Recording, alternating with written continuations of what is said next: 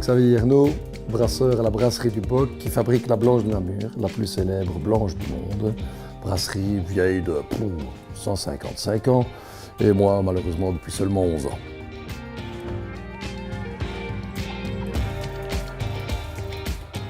La bière belge, on peut la prendre comme une puritaine, c'est-à-dire tout simplement la meilleure, la plus forte, la plus intéressante. On peut faire ça. Mais on peut aussi dire que c'est la bière la plus créative, c'est-à-dire qu'on se permet beaucoup de choses, on a plein d'idées, on réfléchit tout le temps. Alors il ne faut pas faire de la bière simple, infectée, ce genre de choses, non, il faut faire de la vraie bonne bière. Et puis la bière belge, c'est un état d'esprit. La bière belge, c'est juste une ouverture, c'est la culture, c'est la fête, c'est sûr. Et en plus de ça, il faut que ça ait du goût, il faut que ça ait de la bouche.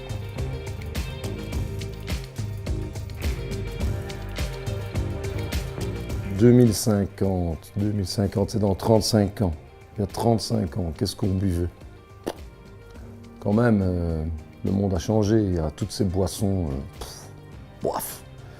Il y a toutes les bières Et puis bon, il y a quand même encore de la bonne bière. Donc dans 35 ans, normalement, on boira ça. Mais le monde va changer. Peut-être un peu d'ayatolisme. On va voir ce qu'on va boire. On va peut-être boire des eaux pétillantes à base de thé. Moi, j'ai quand même l'impression qu'il faudra toujours un peu de boissons alcoolisées plus ou moins fortes.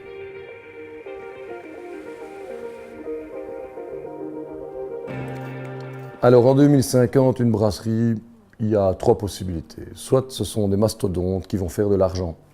Ça, c'est une possibilité. Soit ce sont des petites brasseries, peut-être même bien dans chaque village. Une petite brasserie avec une bière et des gens passionnés. Ça, c'est une possibilité. Et entre les deux, restera des brasseries dont on ne sait pas très bien ce qu'elles vont devenir, mais il y a fort à parier que les gens vont parier sur la qualité.